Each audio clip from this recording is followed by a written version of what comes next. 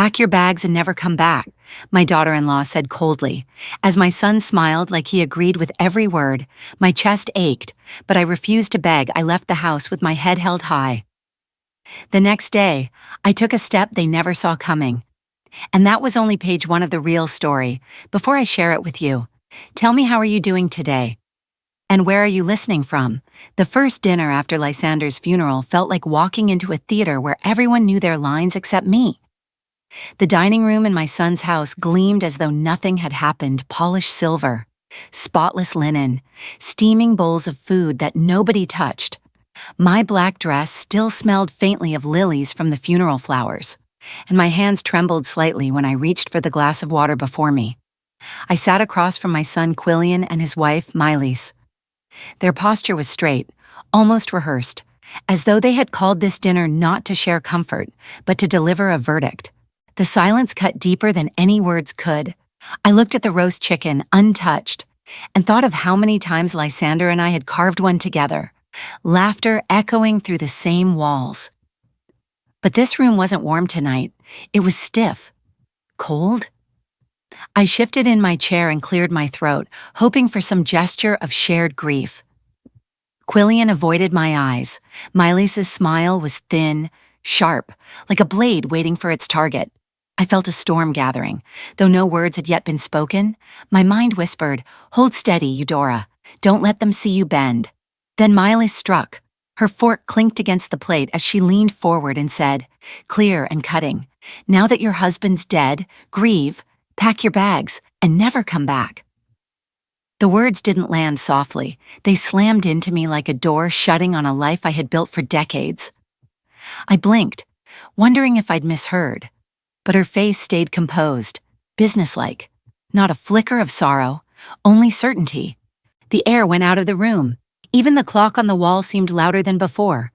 My throat tightened, but I refused to let it betray me. I did not flinch. Instead, I pressed my palms against my lap and drew in a slow breath. I thought of the day I welcomed her into this family, the bridal shower where I kissed her cheek and called her daughter. Now she dismissed me like a tenant whose lease had expired. The fork I held slipped from my hand and clattered against the china. The sound startled me, but I left it lying there. My silence was louder than any argument I could have made. Then came the crueler blow. Quillian, my only child, looked up at me. For a fleeting second, I searched his eyes for defense, for the boy who once clung to my hand in church, who laughed in this very room as we baked pies together. But instead, his lips curled into a faint smile, and he nodded toward his wife. "The house was never really yours anyway," he said, his voice dismissive, as though he were reading a line from a contract. Those words pierced deeper than Miley's venom. He might as well have torn up every memory stitched into that house: the birthdays, the anniversaries, the nights when Lysander and I held him as a baby under those very rafters. I sat frozen, every heartbeat heavier than the last. To lose a husband was one grief. To lose a son while he was still alive, that was another. I could have lashed out, demanded respect, but something steadier took hold of me. My fury wrapped itself in quiet dignity. I let the silence stretch until they shifted uncomfortably in their chairs. I wanted them to feel the weight of what they had done. Slowly, I placed my napkin beside the plate and pushed back my chair. The scrape of wood on tile rang sharp in the silence. I rose, my movements deliberate, my back unbowed. Quillian glanced at me but said nothing more. Miley's smirk lingered, satisfied. I picked up my purse from the side of the chair, walked past the gallery of family photos on the wall, each frame now a mockery. There was Quillian at 10, Lysander's arm around him. There was our wedding picture, black and white, proud and hopeful. Each one seemed to whisper, "This was your home once." At the doorway I paused, hand on the knob. I did not look back. My voice stayed within me, calm but burning. This house may not want me now, but I'll decide who truly belongs here. I opened the door and stepped into the night. The air outside carried the scent of damp earth and pine. I walked slowly down the path, letting the anger mingle with the ache of grief. My husband's voice returned to me, words he once said while balancing the family papers at the kitchen table. "No matter what, you'll never be left without." I remembered the envelope in my purse, the bank documents Lysander entrusted to me. Their signatures, their legal weight, their silent promise. They thought me powerless, a widow easily cast aside, but they had forgotten whose name had been written down long before this dinner. I reached my small downtown apartment, a place I had rented quietly when hospital visits became too heavy. Sitting at the table, I set my purse before me and slid the envelope out, running my fingers over the seal. Inside lay the truth, patient and waiting. They think I'll walk away empty-handed, I whispered to the quiet room. Tomorrow, they'll learn the ground they're standing on belongs to me. I pressed the envelope against my chest and closed my eyes. My fury cooled into resolve. The night stretched ahead, long and silent, but the dawn would bring my turn. The morning light crept through the blinds of my small downtown rental, softer than my mood. I rose before the alarm, shoulders stiff from a restless night. I brewed coffee that tasted of paper filters and weariness, but it was enough to keep me steady. I pressed the dress I had set out, slipped on shoes that wouldn't pinch, and slid my late husband's safe deposit key into my purse. The folder with my ID, marriage certificate, and Lysander's death papers lay beside it, neat as a soldier's kit. I whispered the day's mantra to myself. Facts, not feelings. Today wasn't about tears or pleas, it was about signatures and records.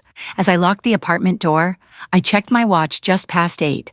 The plan was simple: face the bank, confirm what belonged to me, and then collect my medication before the pharmacy closed. I wasn't going to beg for belonging. I would prove it. The First Southern Bank stood in Midtown like a slab of glass and steel, cool against the Atlanta morning. Inside, the air was crisp, humming with printers and polite chatter. Seniors lined the teller row. A young couple debated mortgage rates. A businessman tapped his pen against a loan form. I stepped to the desk and asked for a private banker. A woman appeared, Miss Patel, mid-30s, with a smile that wasn't forced. She guided me into her office, all framed diplomas and neat binders. I introduced myself as a widow needing to review household accounts, checking, savings, mortgage, and safe deposit. I placed my documents on her desk ID, death certificate copy, marriage certificate. Her brows lifted at my orderliness. You've brought everything I'll need for the preliminary index, she said. Some items may require a manager's clearance. I nodded. That's fine. My husband handled the planning. I just want to see the records. I never mentioned Quillian. Not once. It was me, my husband, and the law. That circle stayed closed. While she stepped out to gather files, the air shifted. Quillian and Maylis appeared in the lobby, polished like they had rehearsed this entrance. Maylis's voice rang before Miss Patel returned. We'll need full access to the mortgage and equity portals.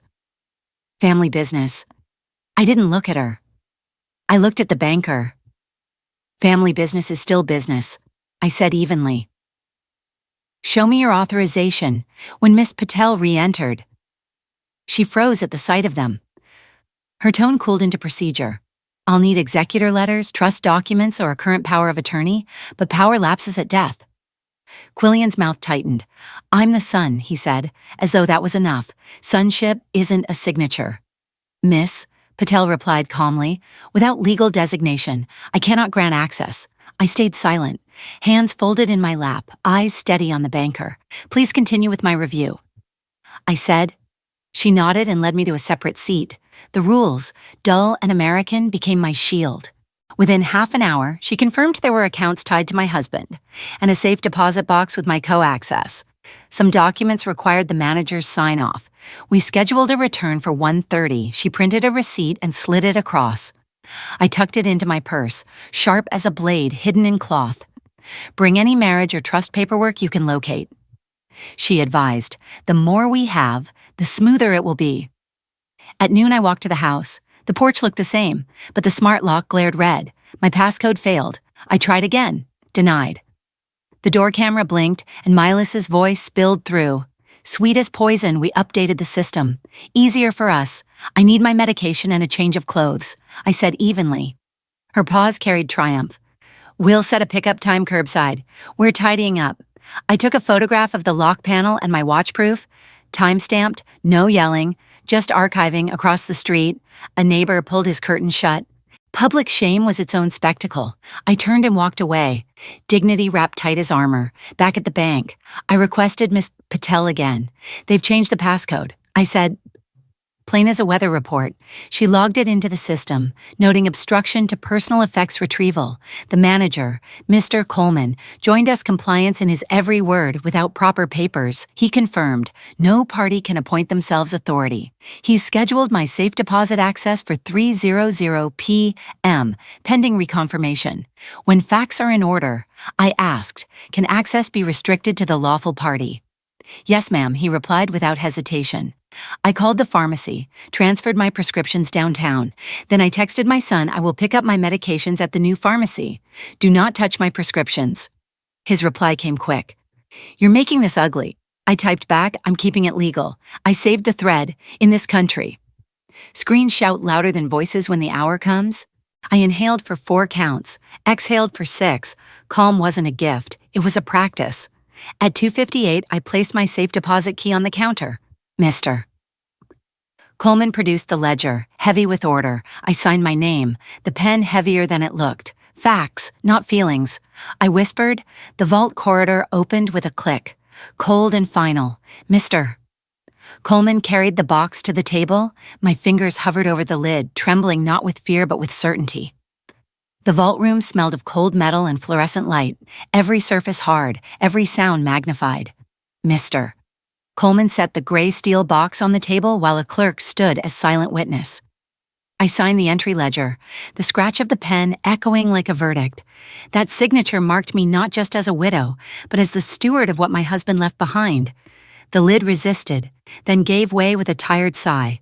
Inside lay a small order of his life manila envelopes stacked neatly, his worn leather wallet, a velvet pouch tied with string, and a single folded letter. I inhaled slowly, pressing my palm against the cool edge of the box. When you don't have muscle, you keep your paperwork tight, I murmured, almost to myself. With the clerk's nod, I took a photo for the record, time-stamped proof. I stacked the envelopes into to review and to copy, leaving the letter for last. Feelings could wait until facts were filed.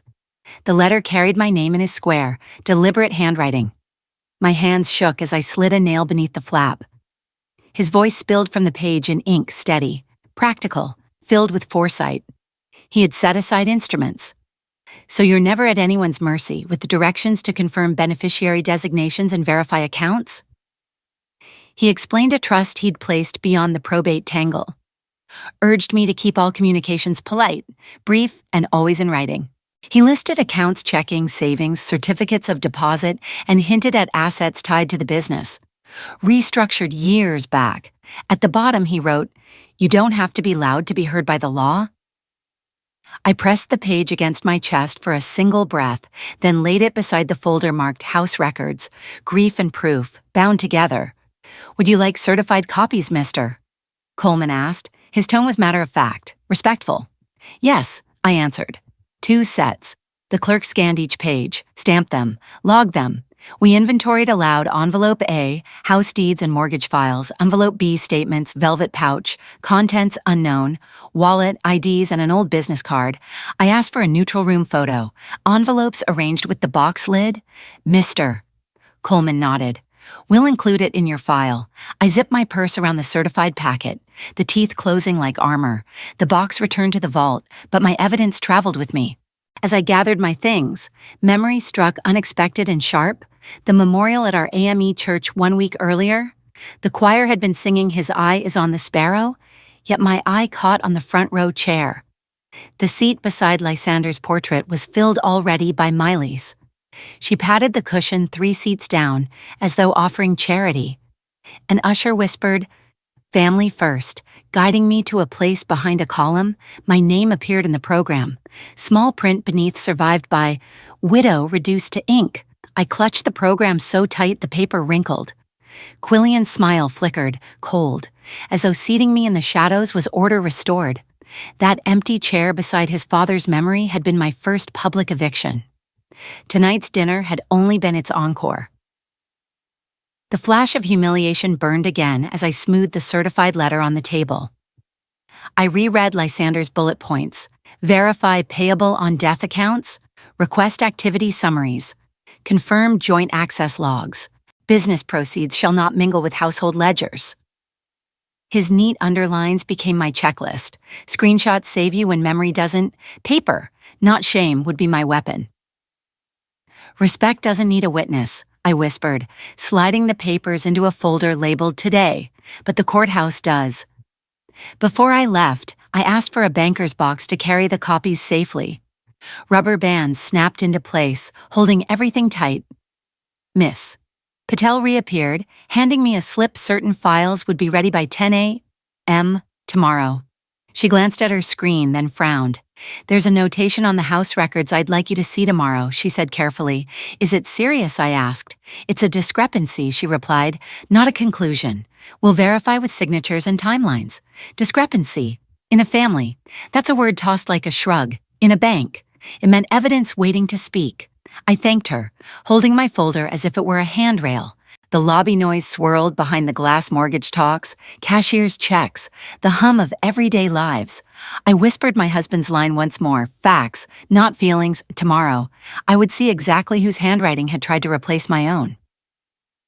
I reached the bank 5 minutes early, purse packed like a soldier's kit, IDs in one sleeve, certified copies in a folder. Lysander's letter folded neat as scripture. My agenda sat on a yellow sticky note tucked in front signatures. Access. Timelines. Facts, not feelings. Miss. Patel met me at the lobby, led me through a side hallway into a small office. The blinds were drawn halfway, the computer angled so we could both see but no one else could. Privacy without announcement. She asked if I'd like water. I shook my head. I'm here for the paperwork, not the argument. Please show me what my name is on and what it isn't. We agreed to review line by line, mortgage records, home equity lines, anything tied to the house. She promised every update would be in writing, time-stamped. I added one more rule. All communication with my family is in writing only. No handoffs at counters, no whispered favors. She nodded, fingers flying across the keyboard, and flagged the house file. We'll go through this carefully, she said. Her screen filled with scanned images, and she leaned forward.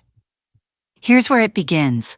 She pulled up a home equity authorization form from 2 years ago. My name was printed at the bottom. The signature pretended to be mine, same curve at the start. But the loop in the E stumbled, and the flourish on Henderson was broken clean. Miss. Patel placed my driver's license signature beside it, then a joint account card from years back. The differences sang loud enough to wake the dead. Let's compare letters, not loyalties, I told her, steadying my voice. We circled the mismatched strokes, the trembling hand that wasn't mine. There was a notary stamp on the form. Name legible. I leaned in. Who brought this form, and what identification did they show, Miss? Patel tapped a command, and the printer coughed out teller notes. The page slid across, presented by adult male, claims to be assisting mother. Identification listed, but nothing solid beyond that. I clicked my pen once. Jaw relaxed. Proof doesn't need shouting, it just needs daylight. I'll need certified copies of all this, I said. Miss Patel stapled them together, added a cover sheet for legal review. If this signature is not mine, I continued, please note a formal objection pending verification. She nodded, flagged the account for fraud review, entered her initials. Freeze all further draws or changes without my in-person signature. Confirmed, she said. Reference number attached. I didn't name Quillian. I didn't name Miley's. I simply said, the presenting adult. Law isn't swayed by grief. It answers only to records. At noon, I drove by the house. I filmed the smart lock as my old code failed twice, the red light blinking rejection. My phone clock glowed in the corner of the frame. Attempted entry, 12:06 p.m. I narrated as flat as a ledger. A delivery truck idled nearby. The driver stared at the for-appointment call agent sign taped inside the window. My stomach knotted, but my hand stayed steady. I emailed the video to myself and to Miss Patel's subject line, access obstruction medication retrieval pending. Then I drove away. Adults leave when evidence is enough. My mind wandered back to the church fellowship hall, one Sunday after service. The long tables groaned with aluminum pans and casserole dishes. Each pan had a card with the cook's name. I'd brought collard greens, Lysander's favorite. When I lifted the foil, I saw my card tucked under another dish already set out. Miley smiled sweetly at the ladies. Easier to keep it consistent, she said, as if recipes belonged to her committee. A younger woman asked me for the recipe. Before I could answer, Miley's chimed in, gave a version with sugar where I always use smoked turkey. My mouth went dry, but I kept pouring tea, stacking plates, letting her rewrite me in front of the room. The card with my name sat under someone else's pan. Erase the name, keep the labor. That Sunday was practice for today's signatures. Back at the bank, Miss Patel confirmed the fraud review ticket, scheduled me with compliance Thursday morning. We listed what I should bring: marriage license, certified death certificate, old signature samples, even text demanding house access. She promised to contact the notary internally, maybe secure a journal entry. Screenshots saved the day, I told myself, creating a folder labeled house signatures on my phone. She thanked me for keeping calm. I thanked her for keeping the record straighter than people. Then her screen refreshed, and something new appeared.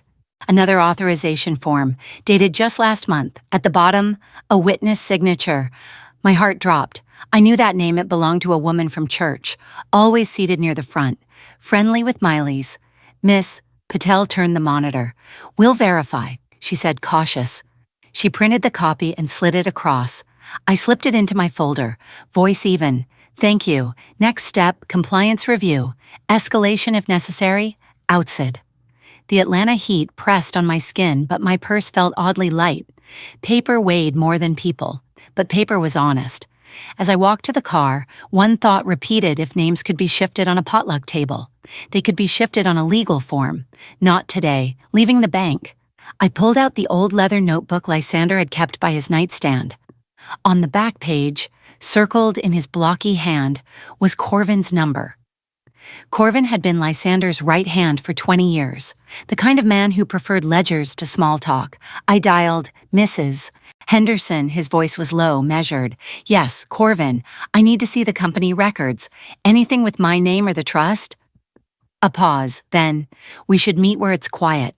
The job site trailer in Decatur, 4 o'clock. Bring what you've got." I set boundaries as if reciting scripture. No family present. Everything in writing.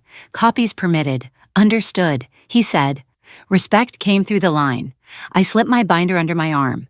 Yellow pad labeled next steps tucked inside. Facts, not feelings. I reminded myself. I wasn't going to re-argue dinners or doors. This week was for documenting. The gravel crunched under my shoes when I stepped out at the job site.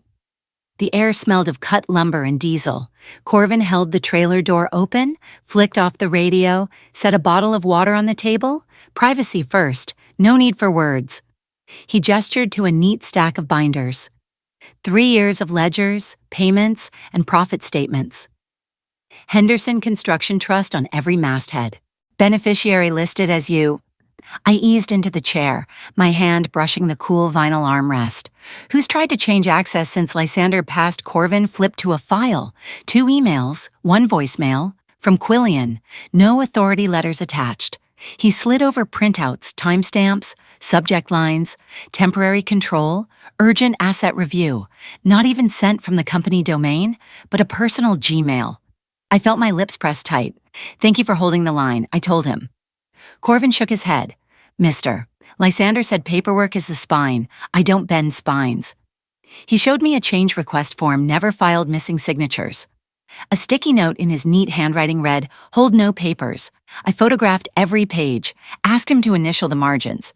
Each click of the camera felt like reclaiming ground. "We'll need these clean for a lawyer, and a short statement, dates only." He nodded. We drew up a list for Thursday's compliance meeting: vendor ledger excerpts showing trust ownership, logs of access attempts, a current project list to counter the lie that the house must be sold. I asked him for an affidavit template.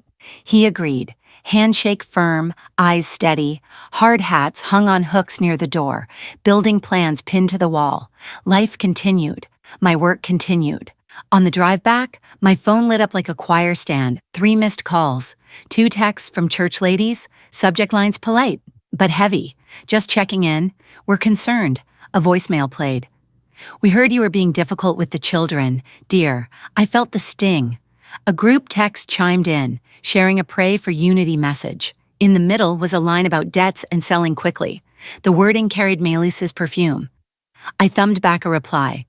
Thank you for your concern. I'm fine. One answered, maybe let the kids lead less stress for you. I typed, decisions are by law, not by rumor. Then I stopped. No debates, no back and forth. I screenshot every message and saved them in a folder titled Church Comms. When people can't win on paper, they try to win with people. I wrote on my pad. The Whisper campaign was meant to shrink me in pews, not courts, but I wasn't in the pews tonight. At home, I filed Corvin's documents under company proof, sliding in a new divider labeled witness statements. I brewed tea, stretched my back, set the phone on Do Not Disturb. Rest wasn't retreat, it was preparation. I drafted a short email to Miss Patel. Additional documents available, retrust ownership and access attempts. Will bring Thursday. Then I jotted tomorrow's list, pharmacy pickup, meet Corvin, call attorney shortlist. My rental was quiet. Quiet wasn't lonely when the paperwork was right. The phone buzzed again, this time a different tone. An email from a realtor address I didn't know. Subject line coming soon. My street address, Atlanta, GA. A smiling banner, a link to schedule showings. I didn't open it. I took a screenshot. Subject line. Time, battery icon, habit now. If you're going to sell what isn't yours, I whispered, you're going to do it on camera. I turned the phone face down, pulled out a fresh tab from my binder, labeled it House Listings. I woke before sunrise, the email still glowing in my mind like a warning light. Coming soon, my street address. I read it 3 times, the steam from my coffee rising and falling as if the cup itself doubted what I was seeing. My fingers hovered over the phone, tracing the agent's name, brokerage, timestamp. Every detail mattered now. I opened a new folder on my phone, labeled it House Listing, and saved the screenshots with metadata. Paper trails, I told myself, talk louder than Sunday prayers. If this flyer was real, then someone had marched into an office and lied on paper. Dinner table insults were one thing, this was theft dressed up in legal ink. Today, I needed to see whose hand pretended to be mine. I typed my address into the brokerage website. There it was, bold as brass, coming soon. A glossy photo of my living room, stripped of my mantle clutter, curtains hanging differently, as though someone had staged it. I swallowed hard. Spacious family home, estate sale, motivated seller, words I never spoke. I clicked through the gallery, each angle proof that someone had walked into my house. My house. Screenshots, PDF flyer downloaded, copies emailed to myself. I whispered my mantra, they want me invisible, but they left footprints online. With that, I tucked my binder under my arm, straightened my back, and headed to Midtown. The brokerage office gleamed with glass and chrome, the kind of place built to project legitimacy. The receptionist in a sharp red blazer smiled, but her eyes flickered when I said, I need to see the listing agent. I am the owner of record. A few minutes later, the agent appeared, shuffling papers. We were told it was part of an estate transition. Oh, she stammered. Show me the listing agreement, I said evenly, whose signature authorized it reluctantly. She laid out a file. My eyes locked on the scrawl under Quillian's name, and Myelis listed as contact. My breath stayed steady even as heat rose behind my ribs. I pulled out my phone, snapped a photo of the page before the manager swooped in. Ma'am, if there's a mistake, legal can handle it. Please don't escalate here. I slid the phone back into my purse. You've listed a house you don't have rights to. I'll let legal handle it. My voice was calm, but the words landed sharp. Outside, the air felt heavy, almost humming. My phone rang before I could reach the car. Mylis's voice poured through. All honey and rot. Why are you upsetting the realtor? We're just helping you move on. You forged my son's name, I said flatly. That's fraud. Oh, don't be dramatic, she cooed. Everyone knows you're too fragile to manage property. Then Quillian's voice joined, low and impatient. Mama, stop embarrassing yourself. You don't want this to get ugly. It's already ugly, I replied. And it's already documented. Silence stretched, 3 long beats. Then Mylis laughed, a sound meant to cut. Paper means nothing if no one believes you. The line went dead. I saved the call log, time-stamped, and replayed the voicemail just to capture tone. Gaslighting, threats, and the arrogance of thinking truth can be erased. Back at my rental, I spread the evidence across the table like a quilt screenshots. Realtor flyer, signature photo, call log. I built a chain of custody folder with tabs forgery, listing, denial. Then I drafted a bullet point email to Miss Patel, unauthorized listing with forged signature. Photo attached. Recorded call gaslighting and implicit threat. Public harm already circulating. I sent it with no flourish, only facts. Corvin's name lit up in my texts. Need affidavit draft brokerage and forged signature. I wrote. His reply came quick, on it. My chest loosened just a little. They played in whispers and shortcuts. I played in ink and dates, by evening. The whispers reached the pews again. We saw your home listed. One message chirped. Another forwarded the flyer PDF already buzzing in church circles. I typed one response. Do not share unverified information.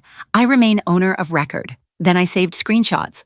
Gossip spreads faster than hymns, I thought. But hymns last longer. Their game was humiliation. Mine was endurance. As my chest tightened, another email dropped. This one from an unfamiliar name. A junior associate at the brokerage. Subject line, I thought you should know. Inside was a confidential PDF, internal emails between Miley's and the agent. Blunt talk about fast-tracking the listing. At the bottom, one line, I can't be part of this. They said you'd never fight back. My breath steadied. They thought silence meant surrender. Silence, I told myself, is just the stretch before the strike. The morning broke with a stack of paper on my kitchen table. I had printed the insider's email from the brokerage. Every attachment stapled neatly beneath a cover page I labeled Internal Admissions Brokerage. It looked official, the way I needed it to. I forwarded a read-only copy to Miss Patel at the bank, with nothing flowery in my note listing posted without authority. Materials attached. Then I tapped out a text to Corvin Need Statement Draft RE Access Attempts by Quillian. Meeting at 4 p.m. Still on his reply came quick, yes, documents waiting. Good. At 10:30, I had a compliance appointment with Miss Gaines. I wrote that purpose line in block letters on my yellow pad, signature discrepancy and listing harm. I also sketched out a cease and desist letter template, just the bones date, my contact, brokerage name, and agent. Before I stepped out, I whispered my mantra aloud. Steady and clear, short sentences, long receipts, Miss Gaines welcomed me into a glass conference room that smelled faintly of toner, Miss Monsieur. Patel sat across, laptop open, a yellow pad mirroring mine. They pulled up the flagged file on the big screen. First, the fraud review marker I had requested, then the notes about the unauthorized listing. I slid the insider emails across the table. Miss Gaines adjusted her glasses, scanning the lines with a calm that soothed my nerves. She clicked a tab. Henderson Construction Trust appeared on the screen. Beneficiary me. Separate from probate, not entangled in household accounts. My breath loosened. Vindication doesn't come often, but when it does, it carries a sting of sadness too. Then she opened a ledger, payments logged under assisting adult male over years. Missed repayments piling interest. She printed a summary and handed it to me. My son's debts, tallied with cold arithmetic. For your attorney, she said softly. This is business, not family. I nodded, the paper heavy in my hand. Let's keep 3 things tight, I said. 1, freeze all draws without my in-person signature. 2, attach this listing evidence to the harm file. 3, pull the notary journal and teller notes on those authorizations. Miss Gaines made notes, initials on each page. I leaned back, steady voice. Show me where my name lawfully sits and where it doesn't. I'll handle the people, you handle the paper. From there, I drove to a midtown copy center on their humming printer. I produced 2 cease and desist letters, one for the brokerage, one for the agent, each CC'd to the Georgia Real Estate Commission. My words were sharp, not heated. Beneficiary, owner of record, unauthorized listing, screenshots, removal within 24 hours. At the bottom, any access without my written permission constitutes trespass. I mailed them certified, kept the receipts, scanned the tracking numbers into my folder labeled House C and D. Then I emailed digital copies to Miss Patel. The law, I reminded myself, is not a group chat. By lunchtime, my phone blinked with calls. I did not answer. Quillian 3 times, Miley's twice, one block number murmuring about keeping the peace. I saved them all. A neighbor texted me a cached page of the now deleted listing. I thanked her, screenshot the proof. Then came a church acquaintance. Maybe let the kids manage the hard stuff. I typed one reply. Documentation is underway. Please don't circulate rumors. And put the phone face down. When they can't move paper, I wrote in my notebook, they move people. Keep your center. At 4:10, the knock startled me. 2 APS workers stood with badges, polite but firm. We got a call concerns about meds, confusion, possible exploitation. I opened the door wide, voice even. Come in, have a seat. I'll show you. On my table, I laid it all out, pill organizer labeled by day, pharmacy transfer confirmation, the morning's compliance notes, certified mail receipts, trust confirmation printout. I requested help from the bank. I told them, not my children. Concern is appreciated. Facts are better. They read in silence. Finally, the lead worker spoke. If anything, what we see is financial coercion risk from relatives. Would you like a resource packet? I accepted it, declined intervention, and asked them to note my competence. They agreed, left their card, and stepped out. When the door closed, I exhaled slow, then filed the card under safeguards. They tried shame. I answered with paperwork. That evening, I emailed Miss. Gaines' APS visit occurred. Potential weaponized report card attached for record. Corvin's draft statement came in by text, precise dates. Quillian's unauthorized requests. His refusal absent my consent. I forwarded it to my folder, then booked a trust attorney consult for the morning.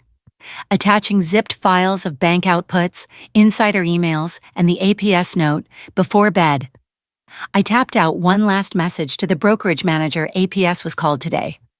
I am competent. This is now in the file. Dusk fell as my phone rang again. Miss.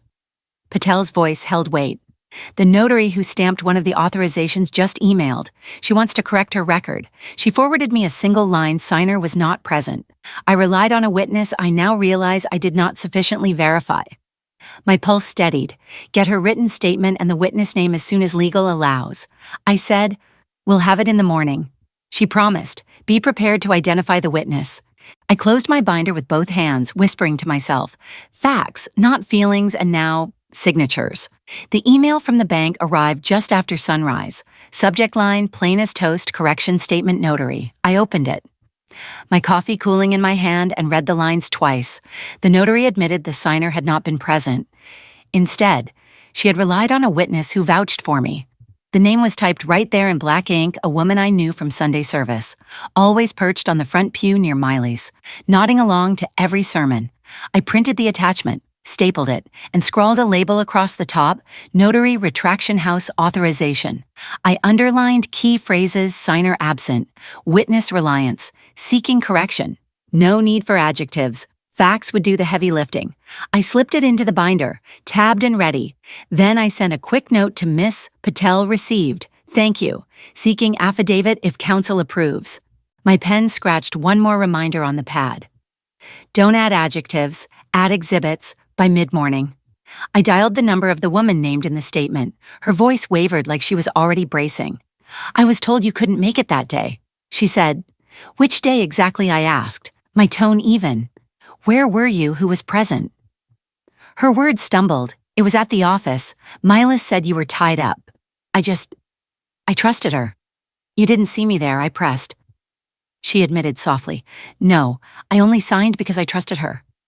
I repeated her answer back. Each word, you relied on her word, not my presence. A pause stretched before she whispered, I guess that's right. I'll need you to put that in writing. I said gently, just the truth, nothing extra. She hesitated. Let me check with Milas first. That's your choice, I replied, keeping my voice warm but firm, but I do appreciate you telling me now. When the call ended, I logged it in detail: date, time, duration, her admission, her hedge. Paper doesn't forget. Not long after, a text buzzed in, this time from the deacon. Pastor suggests we talk it through here. With a neutral ear, a family council. He called it Location Fellowship Hall, 4 o'clock, promise private, just 2 chairs per side, with him sitting as mediator. I agreed, but I set my own conditions: no shouting, no recordings, documents first, opinions later. Then I packed my binder with care trust ownership, debt ledger, notary retraction, unauthorized listing. My mantra for the afternoon echoed in my mind: public mess gets a public mop gently. Once, the fellowship hall smelled faintly of coffee and hymnals. A long table sat in the middle, pitchers of water and paper cups neatly placed. A wooden cross hung above, silent and steady. The pastor stood at the back, observing but not judging. The deacon cleared his throat and laid out the rules one at a time. Short sentences. No accusations without paper. Quillian and Milas came late. Of course, she in a press-neutral suit, chin lifted, he in a wrinkled shirt, jaw tight. A few church ladies lingered near the kitchen door, ears tilted toward us despite their pretending. I sat facing the entrance, binder centered.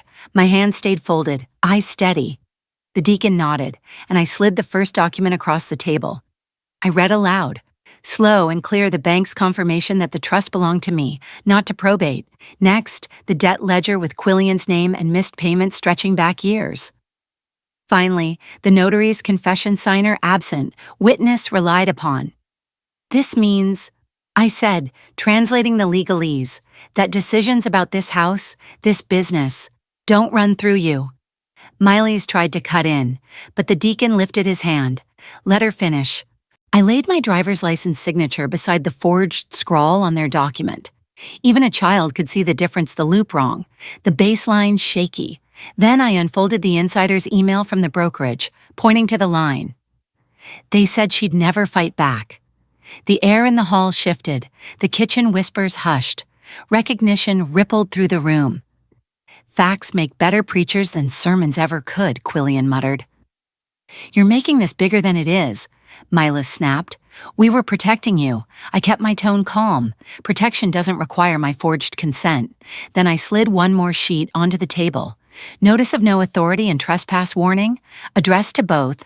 It barred them from entering, from touching utilities, from signing papers in my name to Sawar. Violations would be reported. I passed copies to the pastor and deacon, then signed mine in front of them. I love my family, I said. Clear and final, I will not be robbed by it. The scrape of Melis's chair echoed as she shot up. Storming toward the door, Quillian stayed seated, eyes fixed on the debt ledger as if the numbers might rearrange themselves. Pastor closed with prayer, short and neutral. The deacon walked me out, leaned close, and said, You carried that well. Cicadas screamed in the heat outside, but I felt my chest unclench. I texted Miss. Gaines notary retraction presented. Family notified of trespass boundaries. Copies available. In my notebook, I wrote, When they can't take your signature, they try to take your story. Don't let them. At dusk, another knock came, this time a process server. Envelope in hand. Ma'am, I'm required to hand you this. I opened it under the kitchen light. Emergency petition for temporary guardianship. Petitioner Quillian, citing declining capacity and risk of exploitation. Hearing set within days. Exhibits rumor letters. Twisted notes of confusion. I placed the packet under a fresh tab court petition. Then I texted the attorney I had lined up, It's here. Before bed, I whispered one last note to myself, Why facts, not feelings. Courtrooms understand that language. The morning of the hearing, I laid every binder across my dining table like armor. Tabs bright as traffic lights, trust ownership, debt ledger, unauthorized listing, notary retraction, APS visit. Each one neat, ordered, undeniable. I printed extra copies for court and opposing counsel, slipped a USB of scanned exhibits into a side pocket, and tucked a one-page timeline up front. I practiced 3 sentences in the mirror, steadying my voice each time I managed my affairs. I sought help from the bank. The petition is retaliation. A rideshare was booked. I wasn't about to let parking stress rattle me. I packed water, mints, and reading glasses. Before leaving, I texted Corvin's statement finalized. He replied with a PDF dates when Quillian tried to force access, and his flat refusals without my signature. I forwarded everything to my attorney under a subject line plain enough for any judge to read, proof I'm competent, proof they're overreaching. Downtown, my attorney greeted me in a quiet office with polished wood and still air. She read my packet without a word, then began drafting motion to dismiss emergency petition, request for sanctions, protective order against unauthorized listings and false welfare calls. Her pen moved quick, confidence measured, every line precise. The affidavits bundled neatly: APS workers note that I was competent, bank compliance confirming trust ownership outside probate, Corvin's sworn statement of denied access, pharmacy receipt proving I managed my medication. Our strategy, she said firmly, is not to win hearts. It's to leave no room for error, short answers, direct dates. Let the paper speak. She smiled faintly. We're not asking the judge to like you. We're giving her no choice but to protect you. At Fulton County Probate Court, I saw them waiting. Miley's in a pale suit like butter wouldn't melt. Quillian standing stiff beside two cousins, whispering close. A church friend glanced my way, then looked off quick. I sat tall, hands folded over my binder. My attorney exchanged lists with opposing counsel. Their pile looked thick with concern letters. Pages of rumor disguised as care? I reminded myself they brought opinions. I brought documents. When the bailiff called the case, cool air washed over me as we stepped inside. The judge already had her glasses low, scanning the file. Opposing counsel went first. He painted me as confused, stubborn, vulnerable. He called the deleted listing a move toward transition. He mentioned APS without outcome, implying decline and discord. The judge turned to me. 2 questions only. Are you managing your medications? Are you paying your bills? Yes, Your Honor, I answered calmly. My pharmacy transfer completed last week. The bank itself flagged forged authorizations and froze changes. My attorney handed up the APS card with the worker's note, confirming I was competent. The judge raised an eyebrow and looked straight at the petitioners. Did you know APS cleared her? Then came the sharp turn. My attorney submitted 2 affidavits with teeth, the brokerage insider admitting the listing was pushed without authority, quoting, "She'll never fight back." The notary retraction confirming I was absent, her reliance on a church witness now unraveling. We laid the signature comparison beside my license, the difference shouted from the page. The judge asked plainly, "Who instructed the broker who presented the witness?" Counsel stumbled. Melis dropped her eyes. Quillian's jaw clenched, but no words came. "For the record," the judge said evenly, "probate is not a shortcut to real estate control." Then came the ledger. My attorney placed the bank's debt summary down Quillian's unpaid loans, missed payments stretching back years. She didn't accuse. She just showed motive petition filed days after the listing collapsed and the ledger surfaced. I kept my face soft. He is still my child, but facts don't love, they reveal. Do petitioners dispute these amounts? The judge asked. Opposing counsel requested time. The number stayed fixed. Lies wilt when paper breathes. The ruling landed firm. Emergency guardianship denied. A full evidentiary hearing in 2 weeks. No property contact without counsel. Brokerage ordered to remove listings and preserve emails. APS misuse would invite sanctions. She closed with a warning.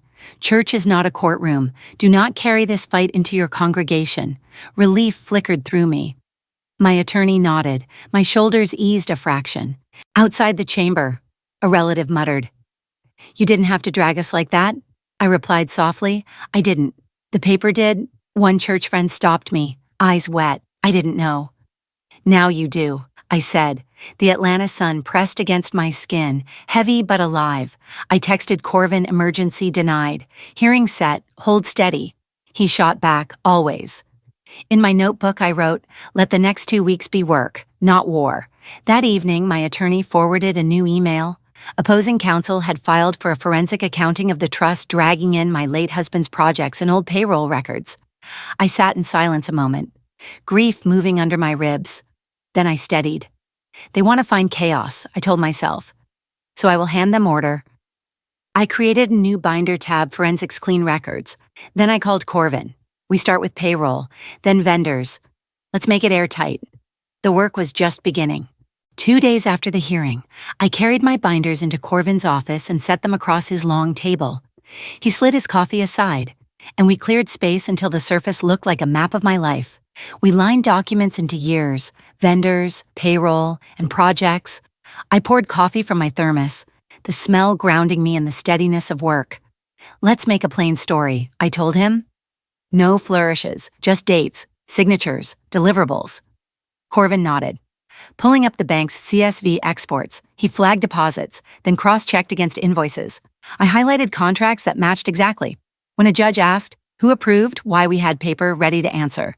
By late morning, we had a timeline tight as fence boards: money earned, money spent, what was built, who signed. My mantra repeated under my breath: no adjectives, no guesses, only proof.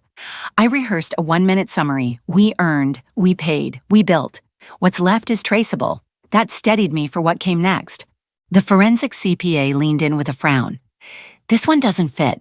He tapped QMK Consulting LLC, a shell company, barely 18 months old. Its mailing address matched a P.O. box I'd once seen on Miley's side hustle receipts.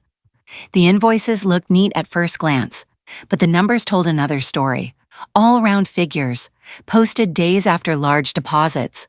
No scope of work, no real deliverables. And the approval signature copied from an old scan, pen pressure off, baseline wobbling. Corvin printed a memo: indicators of self-dealing, recommends subpoenas for IP logs and mailbox rental records. I didn't raise my voice, I underlined the dates. The P.O. box, the IP trail. Grief from my family sat heavy, but it didn't excuse theft. Paper, I reminded myself, does not lie. That afternoon, my attorney filed subpoenas like darts hitting a board. Mailbox rental contracts, IP logs from the Gmail that sent the invoices, device IDs on the bank logins, and MLS backend for the phantom listing edits. She added teller camera stills from the day of the notarized authorization. Compliance confirmed they were archived. Keep it narrow, I told her. Aim small, miss small, she smiled. She knew I wanted precision no one could wriggle out of. The next morning brought a voicemail from the Georgia Real Estate Commission. They'd reviewed the unauthorized listing and suspended the agent's license pending a hearing. An email from MLS compliance followed: listing scrubbed, brokerage fined, managing broker ordered to appear. I forwarded both messages to my attorney and Miss Gaines. Subject line: simple regulatory actions file under sanctions. In my notebook, I wrote: they told me silence was strength. The law speaks louder than silence ever could. By noon, neighbors were texting screenshots of the suspension bulletin. Saw this online. One wrote, I answered each the same. Thank you. Please don't argue online. The kettle whistled in my kitchen. I let it sing before pouring tea, letting my shoulders fall back where they belonged. Still, community currents shifted. A church sister left me a voicemail. I'm sorry for doubting. APS mailed a closure letter, confirming my capacity and warning of relative coercion. Miley's posted on social prey for families under attack. A neighbor forwarded it, fishing for comment. I refused the bait. Instead, I emailed the deacon regulatory outcomes attached. I won't discuss this from the pulpit or the pew. On the pantry door, I taped a note: breathe before you answer. That week, the judge convened a brief status conference. She reviewed the regulator's notice, the broker fine, the subpoenas, no contact with Miss Joe, ransoms, vendors, or tenants. She ordered, welfare check abuse will bring penalties. She set a deadline for explanations on the QMK invoices. Any false statement risked contempt. I sat silent as my attorney let the document speak. Quillian kept his eyes down. Miley's whispered furiously to her counsel. The judge's final words rang clear. Let the record show, miss. Ransom is managing her affairs. The courtroom exhaled. And so did I. Back home that evening, I rummaged in the tool drawer and found an old index card in my husband's hand: measure twice, cut once, and if they rush you, measure 3 times. I pressed the card to my chest. Grief visited but didn't stay. I taped it inside my binder. I called Corvin. Tomorrow vendors first, then payroll. We finish clean. His voice was steady. We'll close every gap. Just as I set the phone down, it rang again. A 404 number. This is the Fulton County DA's intake unit. We've received the notary retraction and bank memo. We're opening a preliminary review. They asked for my statement and consent to pull subpoenaed materials. My voice held firm. Yes, that night, I wrote one final line. I did not ask for a fight. I asked for respect. The rest walked here on its own feet. At 8 in the morning, I sat across from my attorney with a cup of peppermint tea cooling in my hands. We laid out what justice should look like for me, not for revenge's sake, but for peace. I told her plainly. I don't want them in jail. What I want is safety in writing and repayment that cannot vanish. She nodded and began to sketch a path: guardianship withdrawn with prejudice, trespass boundaries written into the order, a repayment plan backed by escrow with wage garnishment if they default. We added optional terms of public correction in the same spaces where their rumors spread, and a clause requiring no contact about the property. I declined the harsher routes, telling her, paper accountability lasts longer than a night in a cell. She drafted a one-page term sheet. At the top, in bold, I wrote, respect first, money second, both in writing. My husband's old index card, tucked into my folder, whispered its reminder measure 3 times before the conference. My attorney sent their counsel a preview of the leverage we held, regulator sanctions, the DA's intake number. Subpoenas already in motion, it was all laid out without venom. My client prefers settlement that centers safety and truth. She wrote, attached were the QMK consulting memo and the notary's retraction, evidence steady as stone. I rehearsed the 2 sentences I wanted ready for the judge. I manage my life. I will not be managed. The rest would come from paper. I packed a water bottle, glasses, and an extra pen. I asked the clerk if I could sit near the window. I breathe easier when there's light. I was not coming to spar. I was coming to sign. Inside the probate conference room, the judge invited both sides to state terms. My attorney laid out the consent order line by line: guardianship petition withdrawn with prejudice, repayment plan recorded with lien powers if defaulted, no contact directives covering the house and vendors, public correction to the church bulletin and social media pinned for 30 days, and cooperation with investigators. Petitioner's counsel balked at the public correction. Silence hung until the judge said, reputation traveled on paper. It can come home on paper. I looked across the table and added softly, truth restores more than gossip builds. They shifted uncomfortably, then asked for time to confer. I sat back and thought about mercy, not the easy kind that forgets, but the harder kind that records. I remembered my son, 10 years old, wiping blood from his knee and insisting, Mama, it hurts, but I'm okay. That small voice echoed now. I told my attorney, if he pays and stays quiet, that's justice enough for me. We added a clause if payments came on time for 18 months. I'd write a letter noting restitution and compliance to the DA. My husband's words returned, we fix what we can, we fence what we can't. I let anger pass through me like a storm cloud. They came back subdued. Counsel cleared her throat and said they accept. The judge read every line aloud. We initialed margins, signed in full view. Clerk stamped and dated. The judge closed with, any breach returns us here. Sanctions ready. I requested one addition. They had to read the no entry notice aloud and sign below it. The judge granted it. Counsel begged for more time on the apology. The judge cut firm. 72 hours. Certified copies slid into my hands. I tucked one into each binder tab. The paper had become armor. By afternoon, I walked into the church office with the pastor and deacon waiting. I handed over the order and the apology clause. The bulletin would print fax-only petition withdrawn, ownership clarified, apology attached. Pastor smiled with weary gratitude. Thank you for not turning the sanctuary into a trial. I shook my head gently. Sanctuary is for healing, not cross-exams. The deacon offered me the pulpit on Sunday. I declined with a smile. Let the paper speak. Let me rest. Outside. Crepe myrtle petals clung to my shoes like confetti from a parade I hadn't asked for, but had marched through anyway. At home that evening, I placed the certified copies in my fire safe. I made tea and thumbed my husband's index card again. A text to Corvin read, consent order done. Repayment clock starts Monday. His reply came fast, payroll clean, vendors lined. My rental felt quieter, larger, mine again. I scribbled into my notebook, mercy with a receipt. On the counter, I laid tomorrow's list: utilities check, locksmith confirmation, garden service rebooked, small things, but they made the air feel light. At 9 that night, an email landed, the apology, signed by both, plain and stiff but true. A second ping followed an email from the DA's intake unit scheduling voluntary interviews and requesting my victim impact statement. I closed my laptop and pressed my palms against the table. Mercy stood. Accountability walked beside it. In my quiet kitchen, I whispered, I can hold both.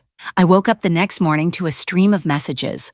The church bulletin had gone live with the correction, and there it was, a pinned apology from both of them, sitting at the top of their social media like a scarlet letter.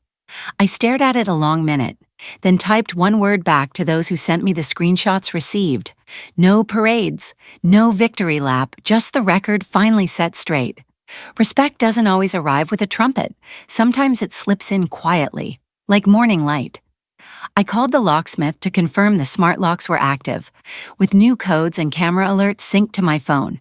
Boundaries, not threats, that's how I framed it. I lined up utility verifications and released my mail hold. Dignity in administration. That's what mattered now. Then I tapped out a message to Tom and Corvin today. We close loops. And to myself, I whispered, respect feels quiet. Let it stay quiet. By mid-morning, the DA's office called.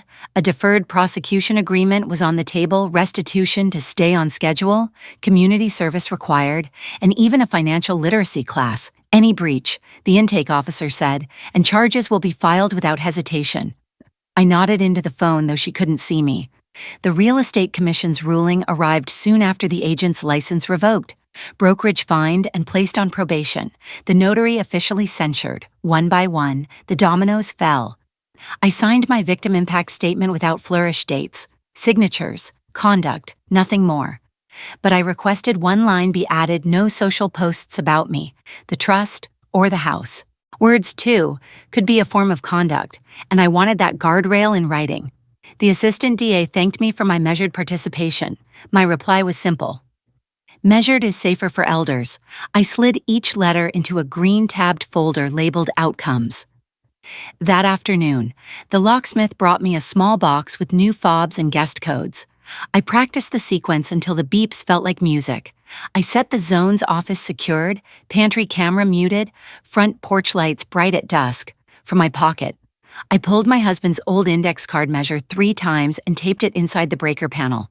I moved his chair out of the corner and into the light. Not a shrine, but a seat. Then I watered the rosemary bush out back, adding my name to the garden schedule. This was not performance. This was routine, the kind of quiet that feels like ownership. Later, at my attorney's office, I received the first garnishment receipt, numbers lined up neatly, date, employer, net amount withheld. Facts only. I read aloud the no entry clause, and they initialed another copy that would live in my fire safe. Looking at them, I said clearly, we are not at war. We are at distance. They asked if I would ever forgive. I paused, then replied, I forgive the person. I do not forget the pattern. My attorney closed the session by reminding everyone all communication must go through counsel. I walked out upright, envelope in hand, posture steady. Saturday came with a backyard cookout, just neighbors. Miss Gaines, the deacon, no microphones, no cameras. On a folding table lay my binder open to the consent order and the signed apology. Take a photo if you need closure. I told them. I kept the tone warm, not heavy. Thank you for your prayers. We're done discussing it. Tom brought 2 apprentices. I sat them where gossip once lived. My niece asked, how do we protect our elders? I laid out 3 steps: set beneficiaries, name powers, keep receipts. The air filled with the clink of ice in glasses and the smell of barbecue. Nothing more. Then I tapped a glass. One announcement. Corvin handed me an envelope inside. The stamped deed confirmation. I read out the parcel number and recording time. Next, Tom received another envelope, an operating agreement making him 10% owner. With shares vesting as he mentored apprentices, I unveiled the Henderson and Ransom Apprentices Bench, a scholarship for 2 Black high school seniors entering the trades each year, funded partly by trust profits and partly by the very garnishment payments meant to shame me. The yard went quiet, then broke into applause. Tom's eyes watered. The apprentices straightened in their seats. I laid my husband's carpenter square on the table. We measure 3 times because people depend on the cut. I told them. And finally, if you wonder what we're doing with the money, we're building kids, not enemies. Before dusk, I turned to camera, voice steady. 5 things every elder should do. I said, 1, living trust with a pour-over will. 2, keep your beneficiaries updated. 3. Never mix business and personal accounts. 4. Put caregiver boundaries in writing. 5. Hire a bookkeeper with audit rights. I added everyday wisdom: if they rush you, slow down. A locksmith costs less than a lawsuit. And remember, no is a complete sentence. I warned about guardianship petitions. Know your state's laws. Talk to legal aid before the holidays.